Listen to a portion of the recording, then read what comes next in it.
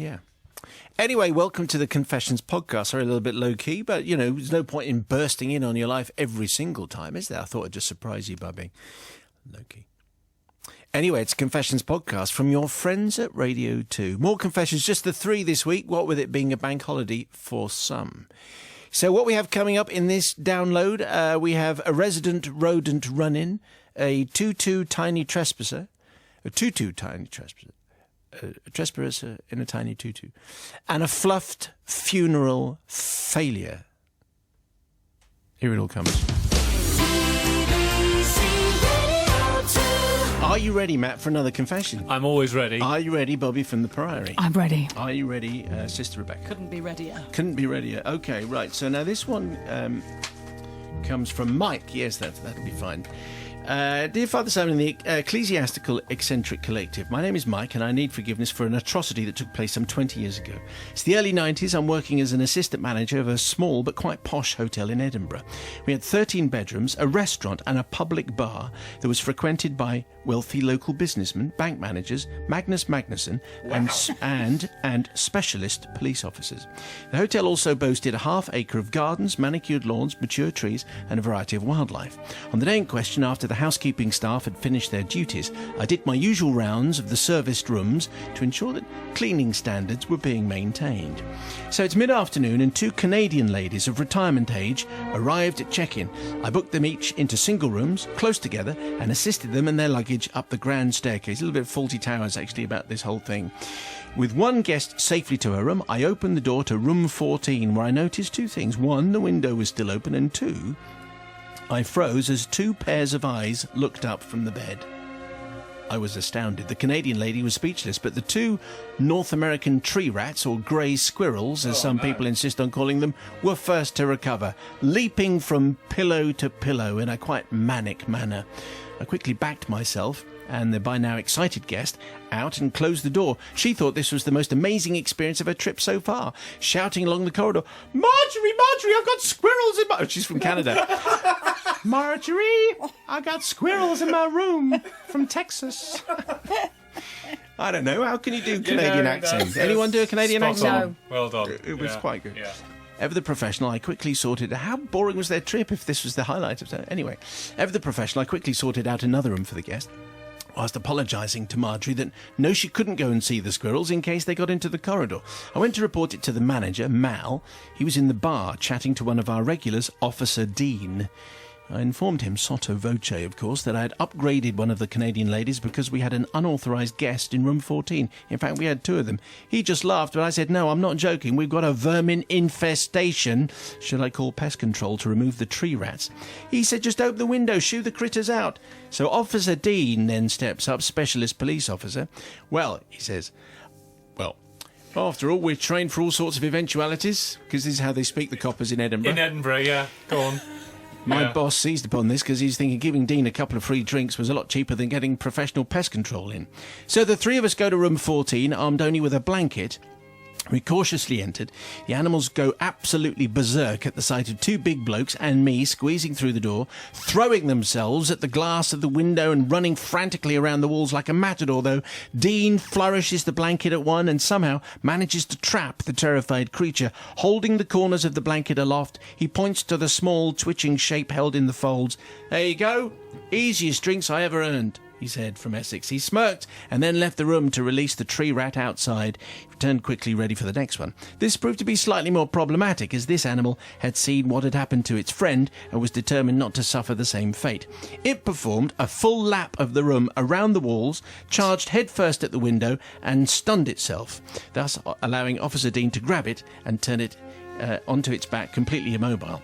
There you go. Training, calm under pressure, intruder detained, he boasted. That accent went... Yeah, okay, go on. He's a cute little critter, don't you think? Anyway, and he used his free hand and he stroked its fluffy tummy. Well, it had all gone well so far. At this point, however, the tree rat darted its head forward and sunk its teeth into Dean's thumb, and he screamed, swore quite a lot, and let go of the squirrel, which then performed another 2 walls of death circuits around the room, ran up my leg, up my back, and stopped on my left shoulder. I froze. Mal froze. Officer Dean froze. I'm freezing, but continued to pour blood and inventive invective in equal parts. Now, I'm not a big bloke, Father Simon, or a brave one, and I could see the face of this insane, bloodthirsty beast from the corner of my eye. Nobody moved. No, nobody moved. That's an instruction, not a bit of reportage. Not a statement. Nobody move! I hissed. I was like, nobody move! I hissed through clenched teeth. It's right next to my jugular, and I don't want to die. Perhaps sensing my cowardice, the animal then emptied its bladder down my back. Lovely. And scampered up the curtains. I can tell you, squirrel pee smells nasty. It's bright yellow, and any smart white shirt contaminated by it should be incinerated rather than waste time boiling it. I just thought I'd pass that on as a little tip. Mal took the initiative and opened the window wide, and as the wounded Dean assisted each other from the room, the tree rat hopped onto the sill, jumped onto the overhanging branch, and scurried off, laughing. 3.5 hours, 4 stitches, a rabies and a tetanus shot later, Officer Dean returns to the bar with a heavily bandaged thumb and a sick note to let us know that his fee for the afternoon's activities would be lunch and dinner with a bottle of wine every day for the duration of his enforced sick leave. Now, what hasn't been explained until now is why the window was open in the first place, and so this is the whole point of the confession. You see, whilst I was, as you might remember, checking the tidiness of the rooms, I was actually having a sneaky cigarette. The open sash was what I used, then with a squirt of air freshener normally covers my tracks, but by this time my foul habit, just say no kids, had found me out. I have never confessed to anyone at this point. There was a heavy price to pay. I'm sure the collective will find this unacceptable, but I do need forgiveness from the Canadian ladies and from Dean, but particularly from the housekeepers who had to scrub blood and rodent effluvia from the carpet. And oh, lovely. Is that a word? Effluvia? I know effluence is. Is that the kind? Yeah, no, it is. Yeah, lots of. Anyway, whatever. We all know what it is. We had to deep clean the entire room because of my sneaky smoking. Well, we all know that smoking is a very bad habit, but who knew that it could lead to 4 stitches, a rabies and a tetanus shot, and a lot of effluvia. And Officer Dean taking a sickie, is that right? Well, yeah, he had a bandaged thumb. Right, Look, fair enough. I'm a specialist police officer. I can't do my job. I can't actually believe he was having a cigarette in the room. I mean, I know he had the window open, but why not just go outside or something? Ridiculous. Well, he was checking the rooms. I know he was, but, I mean, there are more sensible places to go for a quick fag if you need to. Anyway, I think, that's unforgivable, but also I think the fact that none of them had any common sense. They should have just opened the window in the first place when they were trying to get the squirrels out. That would have been the easiest way, rather than trying to catch it in a blanket and take it outside. So get some common sense, you're not forgiven. Get a specialist, get a squirrel catcher. Sister Bobby, what are you thinking there? Yeah. Well, there's no real victims, I think, except for the squirrels, to be honest, because the policeman got a day off and got dinner. Mike, it's your fault for leaving the window, so you got your own... the squirrels got their own revenge on you, I think. So what I was going to say was... In defence of the squirrels who had the roughest time, because one of them got a bit of a knock on the head, you are not forgiven. Just speaking for the squirrels, The squirrels don't need sticking up for. They are vermin. They're rats with good PR. OK, for anyone who loves anything with a fluffy tail, I think the squirrels had a rough time. So for that, Mike, and for your sneaky cigarette, you're just not forgiven. Brother Matthew. Yes, it's Dean's fault, isn't it, for tickling the squirrel's tummy? Ridiculous. What are you doing tickling his tummy? What exactly did you think was going to happen? Just because it happened to have knocked itself out doesn't mean it's not going to come back to life and bite you on the finger, and you absolutely deserved it. But also, this idea of having a fag in the hotel room, here's news for anyone who smokes. We can all tell when you've just opened the window and it's you spray the air It's a bit like having freshener. a shed in your studio. You can smell it. You can smell it. You can smell the fag. And no amount of alpine breeze is going to mask the smell of your fags. So therefore, you are not forgiven. We have a confession here from Sean. Thank you very much indeed. Sean, dear Father Simon, the forgiving few. It all started with my daughter's 9th birthday. My wife had asked me to do the ballet run while she dealt with the party for the following day. Anyone done the ballet run? Do you do the ballet run? Yeah, used to do that. Yeah, I used to do that. Matt, do you do a ballet run? Not anymore, no, sadly. Those days are gone. Bobby, have you ever done I've done the ballet run. Okay, right.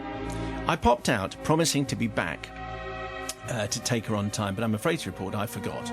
So I arrived home 5 minutes after the ballet class had actually started. So my whole day had not started very well. My wife was cross, and my daughter was furious. I don't know if you've ever annoyed a ballet dancer. Great line. But it's not a good idea. Yeah. Have you annoyed a ballet dancer ever? Yeah, it wasn't such a problem for me, actually. No? Okay, well, I apparently mean, a black belt karate would be different. It's a very bad thing. So we pull up at the ballet place, And my daughter says, "It's all right, Dad, you don't need to come in because Mum just watches me go in from the car." Now, my wife has since told me that it's because she knows all the ballet mums and the teachers and so on, not because she's a bad mum who just kicks her kids out of the car. After I dropped her off, I decided to pop to the shops and then go to a friend's before returning home about 40 minutes later. Sean is a bit all over the place, I think. Yeah, I got home about 40 minutes later. When I returned home, my wife received me at the front door, screaming extremely rude words at me. The gist went something like this. "What kind of a husband are you then?" she says. "And what kind of a father can do that?" Well, it's clear to me that something is up, because I'm not stupid. Well, I dropped her off at ballet, and then I went to the shops, and then I went to Bob's. "Really," she says, "let me tell you what's actually happened." She then explained that approximately 20 minutes after I'd left, she got a phone call from a stranger asking if she had a daughter called Molly, who was going to a ballet class. Slightly confused, she'd replied yes, and was told by the stranger that she'd actually been delivered to a funeral. A funeral wake, to be precise. My wife apologised profusely and told the lady she would kill her husband when he got in, and passed on her condolences to the family. My wife also spoke to our daughter, who confirmed that she was okay but a little embarrassed, sitting at a funeral in her pink tutu. Oh, superb. The image of everyone in black and one girl in pink has stayed with me for a long time. So my wife sends her sister to pick Molly up because I hadn't returned back from Bob's. My sister-in-law duly advised the lady on arrival that her sister was indeed going to kill me. I then brilliantly realised, having had this conversation with my wife, that I should indeed jump into the car to pick up our daughter from her aunt's and deliver her to the correct location for the ballet, which had 1 minute left. Did I mention about cross ballet dancers? Anyway, by then I'd recalled that actually, yes, 2 hours earlier, my wife had told me that the venue had changed for one night due to a funeral wake, and she had given me full directions to the new place, which I had unfortunately forgotten all about. So clearly I need forgiveness, not from my wife, who now uses this incident as blackmail against me and has banned me from doing any other club run with either of our children, but also from the poor bereaved family, who, whilst mourning their loss, were advised of another pending death that was likely to take place later that evening by 2 separate angry females. My daughter has forgiven me, as she got a cup of tea and some cake, and was only a little mortified that she arrived in a pink tutu. But, and here's the thing, was very proud that she'd remembered our home phone number. And a lot of kids would not know that. So that's because it's programmed in. Anyway, yes, it's one of those dad's not listening time. What do you think there, Sister Well, I think it's Rebecca? kind of Molly's fault, actually, for telling her dad he didn't need to come in and drop her off, in a way. That's the kind of thing Matt would say. But then she redeemed herself by remembering her mother's phone number, which is pretty incredible, at the age of, just 9. So well done to her. So she's not in trouble. I think it's easy for the dad to forget things. He's doing the ballet run. He's got a party to think about as well. And, which parent hasn't forgotten a crucial Well, you clearly have. instruction? Exactly. So actually, I'm going to forgive everyone, What did you including forget then? Sean. Oh, all sorts of things. okay. All sorts of things. I am thinking ballet confessions, there'll be a few, and I'm thinking funeral confessions, there'll be a few. Going to the wrong venue confessions, there'll be lots. Sister Bobby from the Priory. Okay, so first of all, I was a bit confused that why he was driving to a venue and there was a mistake. So basically, there was a change of venue. That's what he'd forgotten about, of course. The wake was being held in the The hall same and venue, not the ballet. because that was the first thing that confused me. The thing is, I don't blame the little girl. I think, she's one of those things where she's just doing what she normally does, and she's only, 6, 7? 9. It's fine, 9. So you can't blame her, and she did have a nice time anyway at the wake. Regardless, I would have forgiven him, Sean, I would have forgiven you, if you hadn't have gone shopping, gone missing, gone to your mates, that you wouldn't have been back in time to pick her up from the ballet, never mind drop her off at the wrong place. So you were unforgiven, because generally I don't think you were very present in that moment. I'm suspicious on any of Bob. it. Why has he gone round to Bob's for 40 minutes? Yeah, what's going on at Bob's? I think we can all agree that Sean has done nothing wrong. It did, as Rebecca's pointed out, it is actually Molly's fault for insisting that her dad, if Molly had said, come into the venue, Dad, and make sure everything's okay, I'm sure that Sean He would might have not got have in. realised even then. I don't No, think. probably not. But she said no, and so this willful 9-year-old has therefore caused this turn of events to take its course. So I think we can all agree that Sean should be forgiven, and that it's all the 9-year-old's fault. Dear Simon, in your forgiving collective view, my name is Terry, and my tale of the unexpected takes us back to the spring of 2007. By the way, yesterday we had a little kind of funeral-based /ballet confession. I wonder if there were any more funeral confessions, and what do you know? I'd arranged to meet a mate called Andy at the final of a local amateur football match. The final was an uninspiring affair, and during the game, Andy asked me if I knew that a lovely old chap, let's call him Albert Stapleton, had died. The sad news was a complete surprise to me, and Andy said he knew very few details other than what he'd read in the bereavement column of the local newspaper. Some 25 years earlier, when we'd been young lads, Albert had been the chairman of our Sunday football team called Blue Star. Albert was a steadying influence on us all, including his son John, who was the goalie. When I got home, I checked the local paper, saw Albert's bereavement notice, and jotted down the date and time of the service at the local creme. Well, a few days later, I scrubbed up the best I could, and on arrival at the crematorium, I made my way to one of the chapels where there was already a large gathering. A quick scan of the people, I soon realised that none of my mates had arrived, and they were going to make a typical later arrival. This was bad because it showed no respect. Anyway, a few minutes before we were due to go into the chapel, my mates had still not arrived. In fact, rather surprisingly, there wasn't a single face that I recognised. To make matters worse, the hearse arrived, followed by the vehicle carrying the immediate family, and as they slowly emerged from the car, there was still not one person I recognised. Albert's lovely wife wasn't there. His goalkeeping son, John, nowhere to be seen. I know where this is either. going. Yeah. An uncomfortable feeling started to stir in my stomach. I began to feel edgy and somewhat out of place. My feelings were dispelled a little, though, as we entered the chapel and the name Albert Stapleton's clearly displayed by the entrance, surely meaning I was, after all, at the correct service. I stood at the back of the packed chapel, sung heartily along to a couple of hymns, listened intently to the tributes. A son, clearly not John, stood up during his tribute, mentioned that his dad had been with a long-term partner. This was news to me and triggered a few more alarm bells. Further information was provided, all alien to me, not a single mention of our football team, Blue Star. I was very disappointed in that. At this stage, I finally accepted that something was amiss, and as the service finished, I developed an urge to make a quick departure. But before I left, I was buttonholed. Thank you so much for coming. Oh, it's a pleasure. How did you know Albert? Well, you know that scene in Fawlty Towers where Basil pretends to faint? Well, that's what I wanted to do. Oh, I said, football? She looked puzzled. I took it as a cue to move on. As I drove home totally confused, I turned into the road where Albert had lived. Outside a house, I saw people emerging from cars dressed in black who had just attended the same service as me. More confusion. Had Albert moved just down the road with a new partner? What's going on? As I lived 2 minutes away, there was only one thing I could possibly do. I raced home. I found my old contacts telephone book. I looked up Albert's phone number and with some trepidation rang it.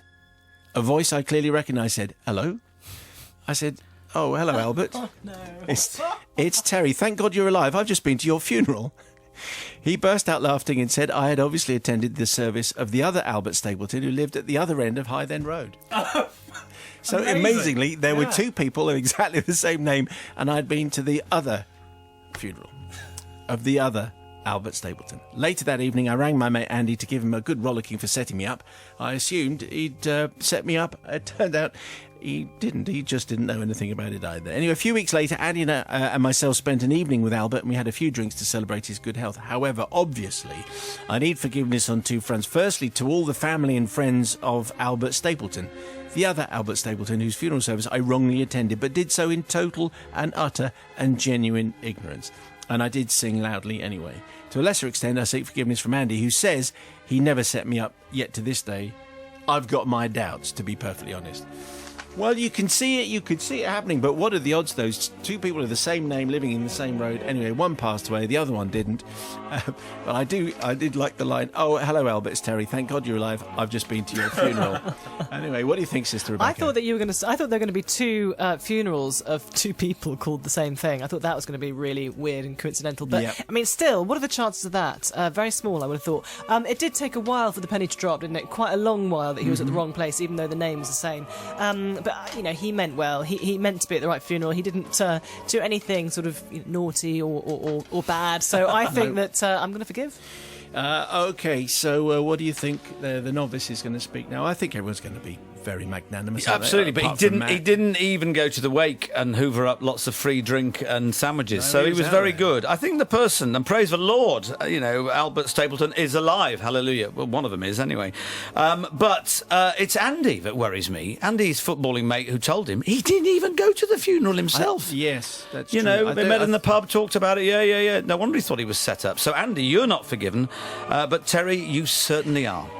Brother Well, Matt. I absolutely agree with you, Nige, because why isn't Andy turning up? The reason Andy's not turning up is because it was a setup. Absolutely, he knew what he was doing. And there is also there's a code of conduct as far as funerals, attending funerals where you've got the wrong dead person's concerned. You can't just go, oh, I didn't even know him. Sorry, I'm at the wrong one. Bye, I'm off. You've got to sort of stay and do the hymns and say sorry about your loss. He I knew did him do from the football. hymns. Yeah, exactly. So he's done the right thing. So actually, he's nothing to be forgiven for.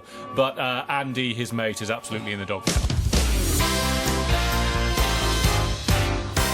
Well, that was it. But did it spark a little thought in your mind? Is there a confession you'd like to share? What you do is you send it on an email, confessions@bbc.co.uk. More in a week. Do check out our interviews and galleries on the Drive Time pages on the Radio 2 website. Thank you.